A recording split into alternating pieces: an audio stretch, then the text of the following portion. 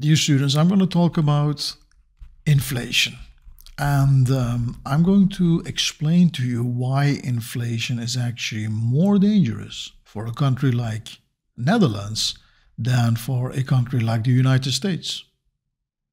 And the reason why inflation is actually more dangerous for Holland than for the United States has to do with the fact that inflation can be sticky. Okay, inflation can be sticky. What do we mean with sticky inflation? What we mean in general with that is that this year's, for instance, 2022's inflation can easily work itself to 2023 and 2024, etc. So for instance, if we have 10% inflation in 2022, that this 10% will persist to 2023 and persist to 2024, etc., etc. This is what we mean with sticky inflation. Now, countries like Holland have the tendency to create sticky inflation much more than countries like the United States. And this has to do with the fact that in countries like Holland, unions play a much more important role when it comes to wage negotiations. Okay, so wage negotiations at a macro level, the unions play a much more important role in that in countries like Holland and France and Belgium compared to countries like, for instance, United States.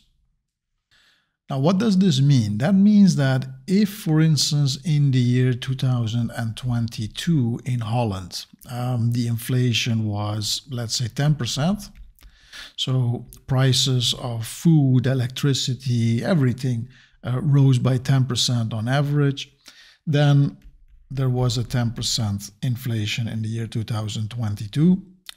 By the end of the year, when unions start negotiating wages for the next year, what they're going to demand is, hey, our people experienced 10% loss of purchasing power. Now they need to be compensated for that by a 10% increase in their wages.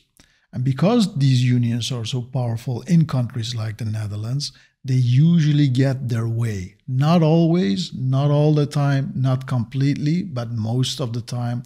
And pretty much they get what they want. Okay, not always, but very often. Now, what this means is that if they get their way, these unions, that means that in 2023, people now have more money, at least nominally, to spend. Why? Because they got 10% more, at least. And maybe even a little bit on top of that, because people want to have a general increase in their welfare as well. Okay, so it might be 10% plus a little bit on top of that. So that means in 2023, there's now 10% higher wages, which is going to for sure affect price levels as well. Think about this. If incomes increase by 10 times or 100 times, do you think the prices of these commodities, these services, these goods will stay the same? No. They were more or less, not exactly, but more or less follow suit with the increase in wages. Same principle applies here. 2022, you had 10% inflation, so you get 10% higher wages in 2023, which is going to create something around 10% roughly, something roughly around 10% as well in terms of inflation. This is what we mean with sticky inflation. Now, this 10% doesn't have to be 10%. The mathematics behind this are much more complicated than that. There's a lot more polluting factors that work in this situation. But I'm trying to show you the basics, basically. And this is the basics. This is what the essence of sticky inflation is.